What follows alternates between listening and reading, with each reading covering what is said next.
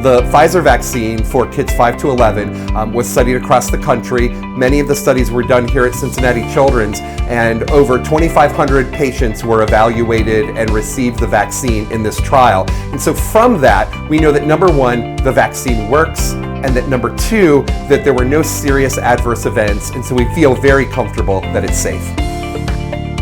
We know that for the most part, kids get pretty mild infections with COVID, which is great. However, there's a small subset of kids that can get really severe illness and can be hospitalized and go on to develop secondary infections called multisystem inflammatory syndrome. And with the Delta variant that recently came through, we know that back in August, about 30,000 kids got hospitalized. So that's not an insignificant number. And in really rare cases, COVID can cause death. So far in the United States, there's been 500 pediatric deaths under 18, and we know that of those 500 deaths, 125 were in the age group of 5 to 11. So looking at that, we know that this can cause severe disease, even though it's not very often that it does that. And we don't have a way of knowing if your child is going to be one of those kids that gets a mild infection or a severe infection. So we're kind of looking for any sort of extra layer of protection that we can give you and your child so that they are not ending up in the hospital. The beauty of the mRNA vaccine is that it is entirely different than every other vaccine that we have used in the past. Cleaner, safer, the technology is tremendous. So instead of just giving some stuff, which is the way most vaccines work in very simple terms, we give your child or you as an individual something, your body then responds to that and builds antibodies, okay? The mRNA vaccine works very differently. So it works very similarly to how a virus would attack your body. That's how we came up with the idea, the researchers, to invent an mRNA vaccine.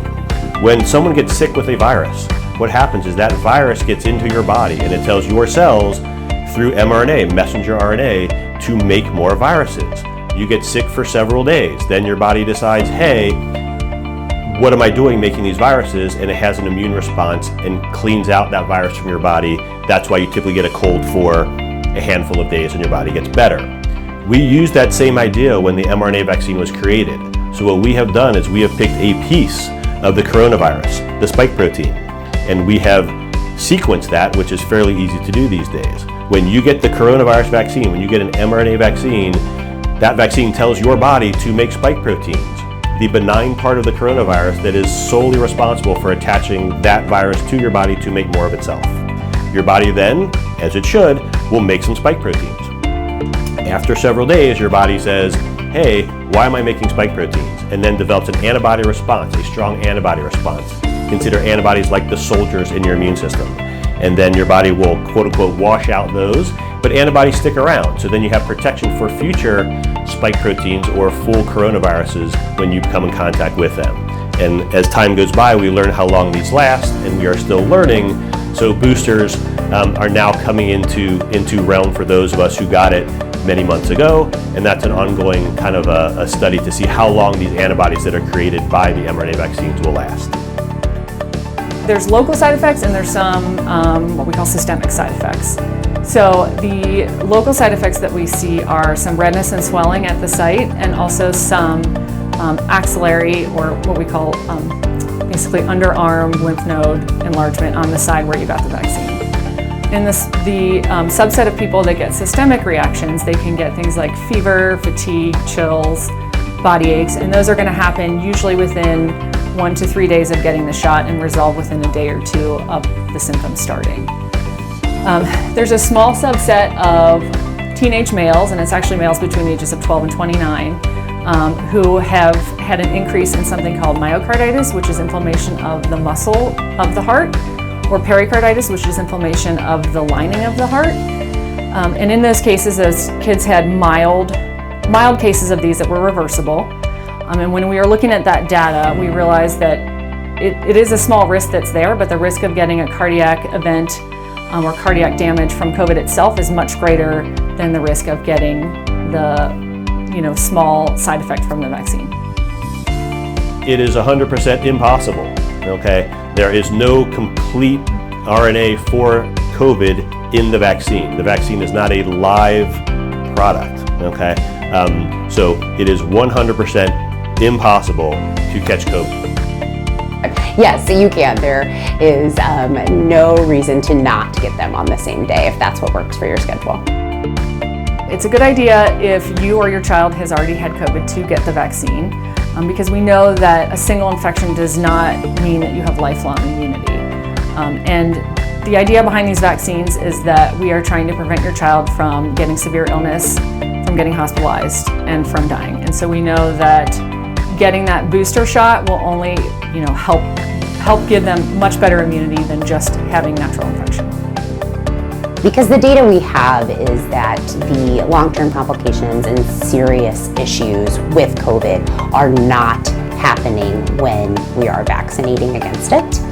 And so it definitely does decrease transmission, but if you are still getting COVID after being vaccinated, your chance of being in a hospital, of having serious issues is much lower. All of the variants that we know of that exist for COVID have been covered in the vaccine. So in other words, COVID vaccine protects against the Delta variant, which is the most common variant right now. That may change in the future. We don't know what's going to happen. This is still an evolving situation.